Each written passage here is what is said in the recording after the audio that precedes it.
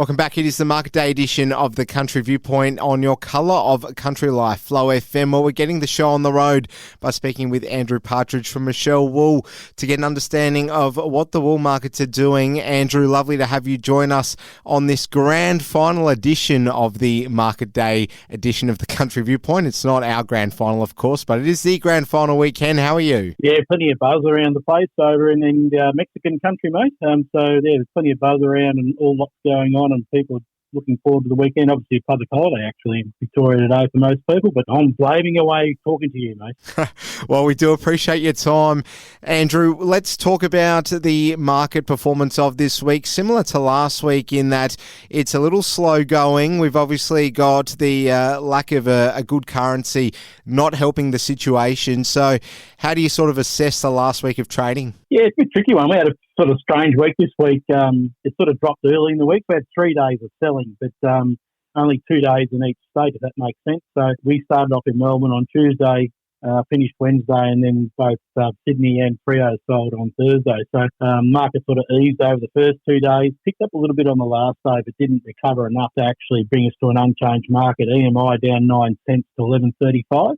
Individually through the microns, merino longer sort of combing types, again, worst affected, down to sort of 20 to 30 cents clean for the week, but it was the crossbreds and the cardings, still, we're under low supply, still gaining a little bit, just in the single figure sort of sections, Ellis. So, but yeah, like you say, prices are down sort of 10% on the same time last year.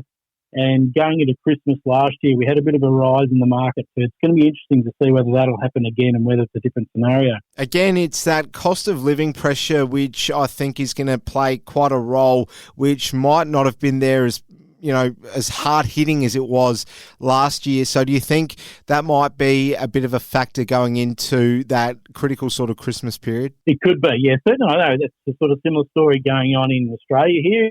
In the Asian countries, and we'll, continually talking about China here the last few weeks, their local economy is not that great, but there is some stimulus going on in their government's trying to give some stimulus and trying to improve things. So we're starting to see a little bit of an effect of that, but it's going to take a while to wash through. And of course, their Northern Hemisphere winter's coming very shortly, and we should be seeing this market sort of starting to gain a bit of momentum now, so they can get stuff on shelves in shops ready for their winter season. So we're running out of time there, so it needs to happen in the next few weeks, and let's hope it does. All right. Now, looking at next week, we've got that public holiday happening.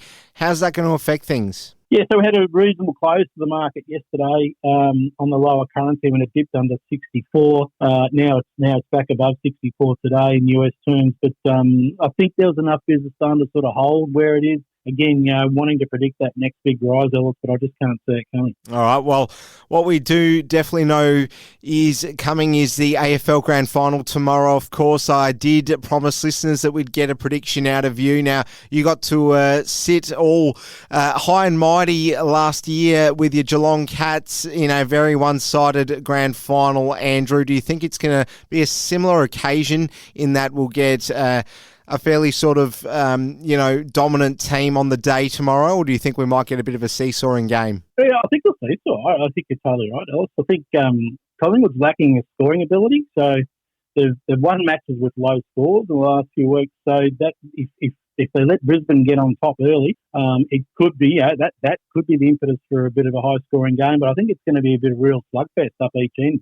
The defensive systems of both teams and how they're going to resist the goaling opportunity. So I hope, I like a high-scoring game. Obviously, I love the goals being kicked, but it's going to be pretty tight. I think it's going to be pretty physical and need to be physical. Well, interesting match. Yeah, it's good. I was going to say, Andrew, the best part about it for the likes of yourself and me is that we can just watch it freely with plenty of enjoyment, no pressure on it with neither of our sides involved, of course. But nevertheless, enjoy watching the Grand Final, and thanks again for your time and your insights, Andrew Partridge from Michell Wool. Take it easy. Good, thanks, mate.